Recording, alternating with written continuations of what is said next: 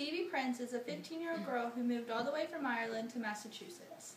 She was a newcomer at the school and was asked to an upcoming dance by a senior on the football team. Other girls weren't too happy about this, so they cyberbullied Phoebe and called her names on her Facebook page. Phoebe ended up hanging herself and never got to attend that dance. The internet can be a dangerous thing to children in this world, and stories like these are way too common. After researching this topic, I have discovered that cyberbullying is not the only reason why social networking sites can be dangerous for children, and if activity were more monitored, it would take away some of these dangers. I know many of you have social networking sites yourself, so I ask that you listen with open ears as I discuss the dangers of these sites, the solutions to prevent these dangers, and the benefits of these measures. There are 3 major dangers on the internet that stuck out to me the most. Cyberbullying has become a big issue in today's society. According to an article I found on Internet Safety 101, it says that 88% of teens have seen somebody be mean to somebody else on the internet. The National Labor Relations Board says that has been getting an increase in social media cases. Not only is cyberbullying an issue, when you post something online, you're sharing it for billions of people to see, including employers. This could potentially harm the future of a child. Another problem with teens using the internet is online predators. On Facebook, it is way too easy to make a fake Facebook profile and pretend to be somebody that you're not. And there are pedophiles out there doing just that to lure kids in. Another statistic from the Internet Safety 101 article shows that in half of all sex crimes against a minor involving a social networking site, the social networking site was used to initiate the relationship.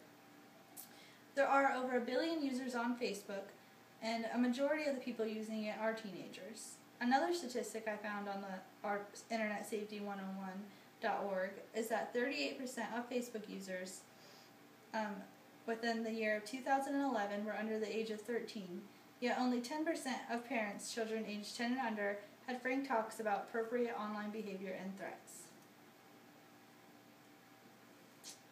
Now that we know some of the dangers and how common it is for teens to use the internet, let me talk about what school authorities and parents can do to fix them. There are a couple things that can be done to protect children on the internet. There are laws in the state of Ohio against bullying, but another thing schools can do is better inform children on what cyberbullying is and precautions they can take, and just inform them on bullying in general.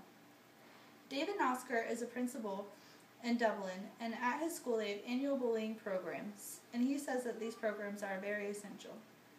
Nosker says, "We have to stand up and say, let's show them what the beast looks like, and let's tell them how to react."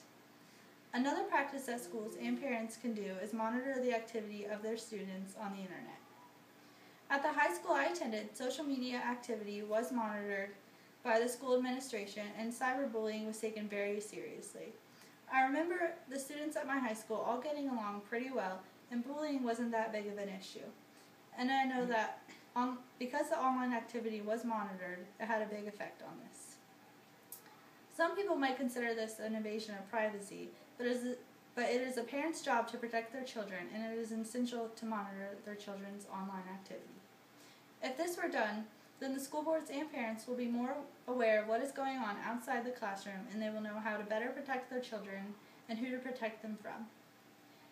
Parents play the biggest role in safety of their kids, and they should have more conversations with their children about what they're doing online. If this were done, then kids would feel like they are more able to talk to their parents about what is going on, and then parents would be able to handle it better. For example, if a kid tells their parent that somebody said something mean about them on a social networking site, the parents can then call the school, and something can be done about it to prevent the child from bullying somebody else in the future. It could end the cycle. Now you know a couple things that can be done to protect children from using social networking sites. The internet can be a dangerous thing to children if not used properly, and I hope my speech made you more aware of the dangers that come with using social networking sites. There are many precautions that can be used to help protect children that are using these websites. Although it may not seem like a big deal to most, but if precautions were used from the start, then maybe Phoebe would still be here today.